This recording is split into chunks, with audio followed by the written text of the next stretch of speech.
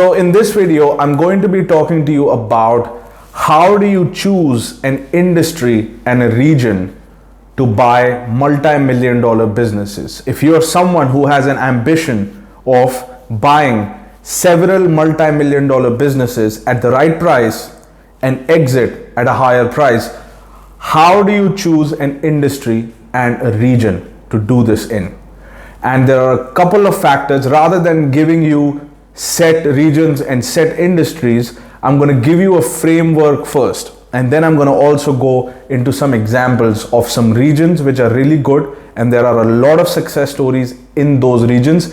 And I'm going to also be revealing what types of industries have the best success stories, and this is based on data, okay? And you can Google it, you can verify it, and you can check it. All right, so let's get right into it. The first thing is the region, I would say, and industry. Kind of they go in hand. So you want to look at both these things. So number one factor is, what price can you buy a business and what price can you sell the business? Because that's the fundamental, right? What am I going to buy this at and what am I going to sell it at? You want to be able to buy as low as possible and sell as high as possible. That's one factor. Second factor is, what's the profit margin of the industry? So you want at least 20% profit margin. Why? Because you want that you have a comfortable room to operate in. You don't want margins which are too thin, 8%, 6%, 9%. And we see these small margins in construction, in restaurants, even in oil and gas, 12 to 15% maybe. Real estate also has low margins. Okay, so you want high margins. Why? Because if something goes wrong operationally, you don't want too much stress on the business, because the profit margin is where the debt is going to lie. So you want to make sure that you have the big margin businesses, and you want to consider the margins. You want big margins. The third factor is high number of businesses. You want to pick an industry that has potentially thousands of businesses that you can go talk to and buy. You don't want an industry that has only 12, 14, 15 companies in your country. You don't want an industry like that. Why? Because not everybody wants to sell. Not everybody wants to sell at the right price, and not everybody is motivated. And if they're not motivated to sell, you're not going to be able to negotiate a good price. So you want to make sure that the seller is motivated, and the only way to find a motivated seller is from a very large pool of market. Okay, so that's another factor, is number of businesses available, we got margins, and we got price that you can buy at and the price you can sell. Okay, how do you determine what price to buy, what price can you buy and what price can you sell? Well, you can see these in public companies, the deals that have been concluded in your region, etc. And there are several ways to do that. The other factor of industry is that how stable that industry is. If you look at the past trends of economic up cycles and down cycles, which industries get disrupted when things are not going well, when there is war happening, when there is pandemic happening, when there is recession happening, when there is depression happenings, how do different industries react? And you want to think from perspective of a bank. A bank does not think about passion when choosing an industry. What do I emotionally feel the strongest about? The bank doesn't think about that. The bank thinks about which industries get fucked in a down cycle and which industries thrive in a down cycle. In an up cycle, everybody's doing well. So the bank thinks about risk, and the bank is risk averse, and the bank wants the interest. That's their interest. So they want interest. They don't want a crazy return. They just want their flat interest, and they want their money back, frankly. So they're looking at it from a risk profile. And when you look at the bank's policies, and I have interviewed over 26 banks in different divisions, over 80 bankers within 26 banks, and I understand how they think. For each industry, they have a risk profile, and they lend based on the industry. As a couple of bankers, I met them, they say, hey man, We got fucked in healthcare, so we don't lend in healthcare. That's just our bank's policies. So no matter how good the deal is, he's not going to lend. Hey man, we don't lend to restaurants. We got fucked with restaurants. That's literally how they think. They have, every industry has a risk profile within the bank. So you want to create a risk profile of that industry in general. Again, passion does not play a role here. Risk and reward does. All right. The fourth or fifth factor, whichever the number is, you want that industry to be fragmented, meaning it has to be a big enough market, but you want to make sure that that big market is not dominated by a couple of players. Now the apps market or the social media apps market is dominated. It's a big market, granted, everybody wants to start an app. The app market is big, the social media app market is huge. But guess what? It's dominated by a couple of players. Facebook, Instagram, WhatsApp are owned by one company. You have a monopoly there. So that's not a good industry to get into because it's a dominated market. If this industry was scattered all over the place, there are 1,500 companies owning that large piece of market, then that's a good enough indicator to get into. So you want fragmentation. That's fragmentation, margins, right? Stability and risk profile, and high volume of motivated sellers. So these are general factors of an industry, and what price you can buy it and what price can you sell. So a lot of the people come to me and they say, what do you think about tech? Well, tech is a very young market. Technology is something new, and the business owners are very young. And one of the reasons behind that drives price is the age of the owner. How much time does the owner have? The younger the owner of the business, the higher the price he's going to want. Why? Because he has more time to live and he has taken a position, he's doing well. And if you want to take him out of that position, it's like a young king. He's not going to get out. He's just getting started. He thinks he's going to live forever and he's going to make a lot of money. So why would he get out for a small price? It doesn't make any sense. But if it's a business that has been existing for hundreds of years, for example, healthcare, and you have an old owner that has health problems, he has made a bunch of money and he's tired of working. That's your candidate. So one of the things that drives price is actually the age of the owner. That's a big driver.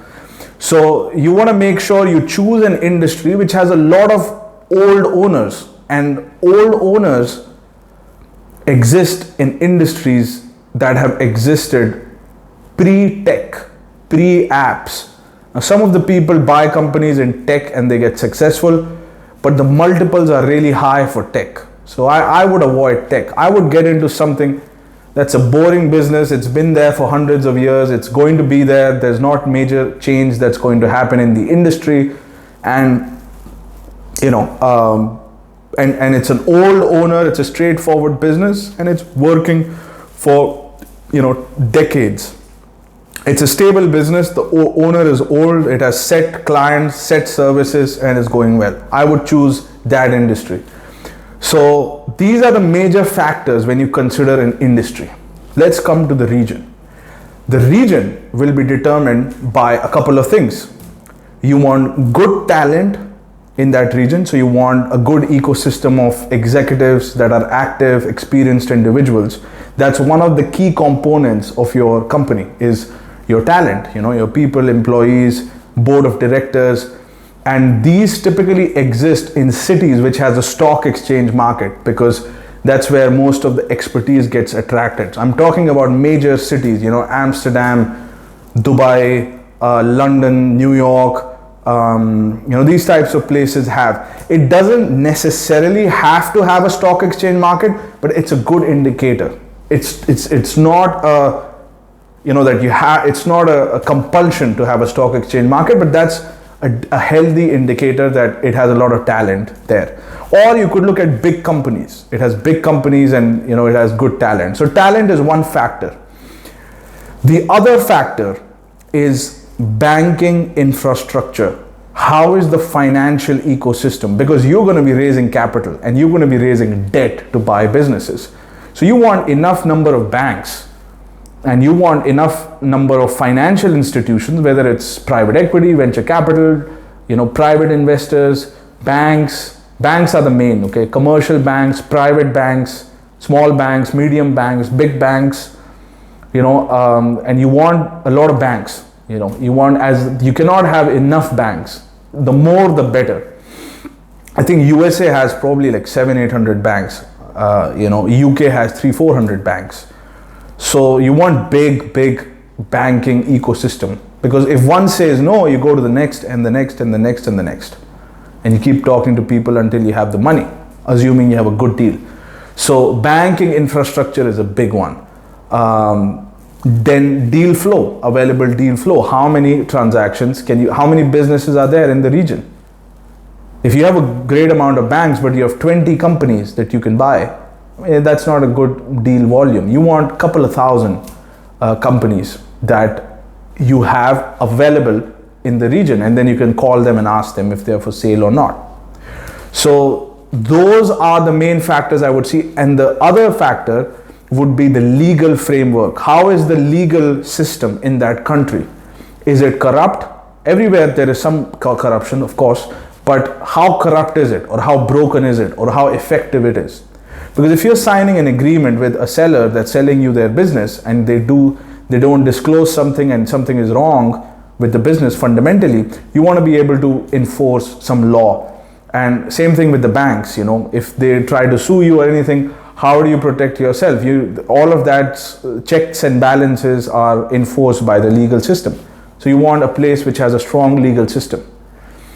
And also you want to go into a region where people generally have a reputation of being honest.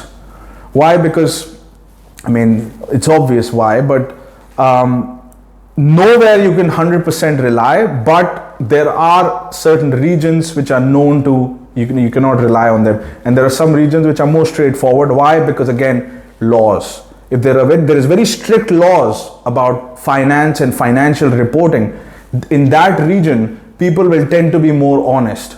If the government is a bit loose around financial regulations, then environment is going to be a little bit loose and a little bit deceptive. So you want to make sure that there is proper legal system, high volume of businesses, and a whole bunch of other factors that I mentioned. Now let's get to examples. Industry size is also very big for the industry. So you want industry size has to be big. Let's look at some examples now. Healthcare has around $11 trillion as a total ecosystem of healthcare. And globally, this is entire world. And it has 20 to 40% profit margins in some sectors within the healthcare. It has very big margins. Okay, that's crazy margin. I told my former CFO, this is how much the healthcare margin has, and he says it can't be possible. And I showed him financials of a company. I said, look, and he said, this is crazy. And he was in oil and gas, so he said, I wasted my time in oil and gas, because if these are the margins in healthcare, it's a slam dunk. I said, yes, they are. And he was like, whoa. So healthcare profit margins are very big, industry size is very big, and it's fragmented. Who does come in your mind when we talk about clinics, healthcare clinics? Probably no one, or maybe one or two companies. But globally, who's the major player? Nobody, because families own clinics, right? If you talk about dental clinics, who does come in your mind? No one. You probably go to a private practice owned by some guy, John Snow. Okay, John Snow Dental Clinic. I don't know, but you go to someone who's a private practitioner. So it's a fragmented market. So healthcare is a slam dunk. Another one is mobile home parks, is something that Dan Pena recommends. I haven't done a lot of research on that. I never wanted to get into it, but they have very big margins. Again, mobile homes are trailer parks. Typically they are in United States or UK, for example. Another one is crematoriums. Again, United States, UK market is very big, and also several other countries, it's big. Real estate is also good, but again, the margin is a bit small on real estate, and what price you can buy and what price you can sell, I mean, the difference is not a lot. Maybe you can get 20, 30, 40, 50% appreciation when you sell, but not like in healthcare. You can sell it almost, in many cases, double or 3-4 times. Sometimes, some scenarios you can sell. If you do an IPO, you can sell really high, assuming the IPO goes successful. So I mean, you want to always evaluate what price you can exit and how much money you can get. Healthcare has a lot of appetite. Private equity firms wants to invest in healthcare because it's a stable sector that drives the price up to exit, right? So these are the types of factors that I would consider, and for me, it's slam dunk healthcare. If it's a short thing, I didn't know about mobile home, I didn't know about tech. I was going to go and buy businesses which are stable, right? So I chose healthcare, and I had option between India and Dubai. I chose Dubai, UAE in general, and Gulf region, because they tend to have a little better legal system. It's not perfect, but it's better than India, and it had a lot of talent, it had a lot of money. I had access to Dubai and UAE, so I chose UAE. If I had option between UAE and USA, I would have chosen USA. Some of the good examples of regions are USA, UK, Canada, Australia, South Africa. These are the regions which are, Germany is very good, Switzerland is very good. These are the regions that have a good infrastructure of banking. They have good, a lot of deal flow, a lot of talent, and a lot of money flowing there, strong economies, good geopolitical position. That's also something. You don't want a country that, you start buying businesses and there is war. No, you want strong geopolitical position. Also, that's also one of the factors. So these are general framework to choose a region and an industry which will determine success. The other factor is your talent, the type of advice you have, the type of information you have, how focused you are, personal foundation, and those factors. So that's a framework for you to choose an industry and a region. And if you're someone who's interested to buy businesses, and if you want to be trained by me, I have a mentorship program where I train you one-on-one. I take you by the hand throughout the process, help you set up, choose an industry, choose a region, find team members, advisors by giving them equity and making them part of your company, your dream, and also get your law firm, accounting firm, banks, financing for financing your $1 million deals. Find $1 million businesses, go through the gatekeepers, assistants that pick up the phone. How do you get to the decision maker? How do you set up the meeting? What do you wear? How do you talk? I train you through the whole process. I've been through the whole process. I've spoken to over 80 plus bankers. I have done over 400-500 presentations, and I've met a lot of people, and I've gained a lot of experience because of this. I have made some mistakes. I've learned a lot from the mistakes, and I want to make sure that I share everything with you so that you go much faster. All right. So if that's you, if you're serious about executing it, reach out to me and let's talk about how to get you to that position of doing multi-million-dollar deals, raising capital, negotiating deals, and the whole process. So reach out to me and we'll talk soon.